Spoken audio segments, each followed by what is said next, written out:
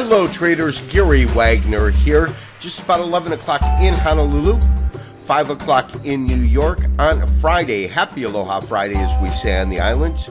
It is the 24th day of October 2014, and this is the daily report for gold and silver.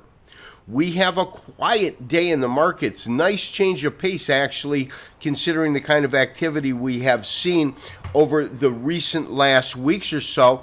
Gold currently trading $1230.41, puts it off roughly $1 to $2 on the day. Now, in terms of the high and low, we have had a low of $12.29 even and a high of $12.33.80. Very, very small range, and as I said, off a couple of dollars on the day. Talk about a quiet range. Silver currently trading up about a penny on the day. That's this little candle here. In terms of the range itself, on the low side, 1707, high 1736. More on silver in a little bit. So traders, the big question is, what direction are we looking for gold to begin to trade in next week? Is next week going to see higher prices or lower prices in gold? And this is kind of how I'm looking at it. When we consider this most recent move down, and this is from, 1322 down to about 1182, we did make a short play in here. I believe we went short at about 21 right in here. We got out as the market touched, but really steamrolled back up. We got out at about 1206. We made some money here.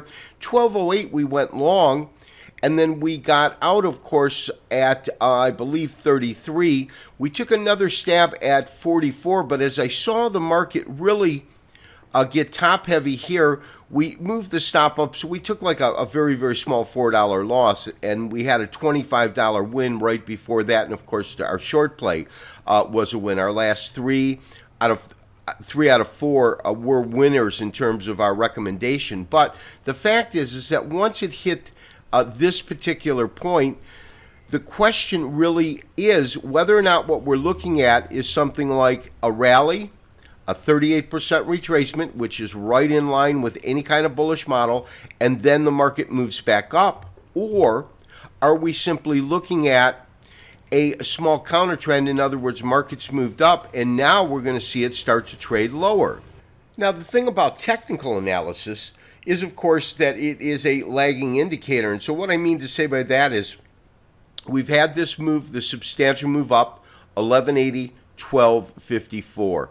Now we've gotten a 38% retracement. If we see some sort of support come in here, we could look for a continuation or a move back to higher pricing.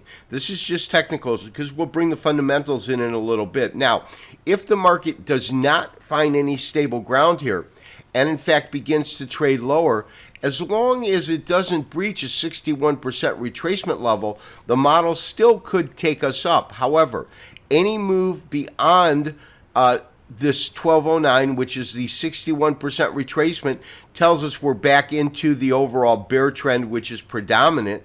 And a break above 1252, 1250, call it, tells us that we've got some kind of a rally in place because now we have a higher high.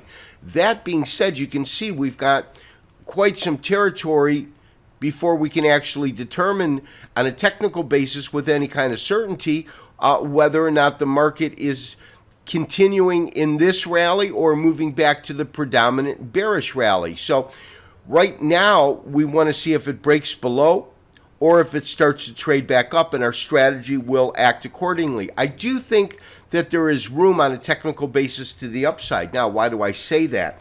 Well, I say that because I don't know if we'll be able to bring it in. Well, we'll be able to bring in at least one of these bottoms, but here, we can get both of them in. And the reason I say that is on the last, we've got a triple bottom in play. And on the last two occasions, we've had substantial rallies off of these bottoms. So on a technical basis, yes, we could see this rally in play. However, the basic factors that have been moving this market more than anything else are the dollar, U.S. dollar, and the equities market. So those are the markets we really want to keep our eye on to give us some sort of hint or clue as to what lies ahead in gold pricing. So as I said, the markets we really want to watch are these outer markets that have been influencing the price of gold. First is the US dollar. We're looking at that. This is the dollar index. We can see it absolutely got top heavy at around, call it 87 in terms of the index itself. Came back down, found really good support right at around 84.50. And since that point, even though it's down today, it has been heading up since that one correction. So are we going to see a return to the upside in the dollar? Because if we do, that's going to put additional pressure on gold. The second thing we want to watch, obviously, is the equities markets. This is the S&P 500. This is the E-mini.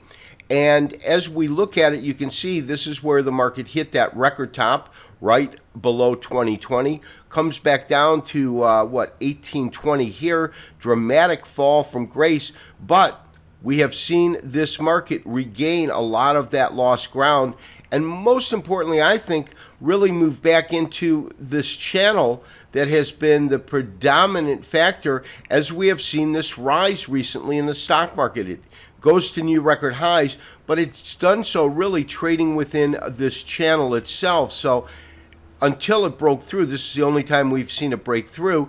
So my sense is that we'll probably see the equities markets, U.S. equities markets that is, continue to rage. If we do see that, we should see a strong dollar. We've got issues in Europe, so where, when you compare the dollar to the euro or to the yen, the dollar looks favorable.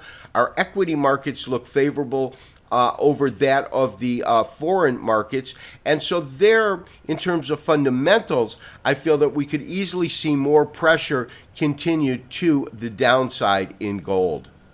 So traders, what about silver? Well, I've been overall very, very bearish on the precious white metal. And the way that I'm looking at it right now, we're looking at a weekly chart starting really at beginning of 2010. And this $1,800 mark is critically important to me. I cannot get bullish until we move back above this point where 18 becomes support as opposed to resistance. We'll look for our direction in gold at the beginning of the week. My sense is that it should move to the downside. However, on a technical basis, there's some real good evidence that we could see a continuation of the rally. So as we've got mixed messages between technicals and fundamentals, we'll go in flat over the weekend, have a great weekend, and begin to look at our strategy at the beginning of next week. This has been Gary Wagner, wishing you as always good trading. We'll talk to you on Monday for another daily update and review. Bye-bye.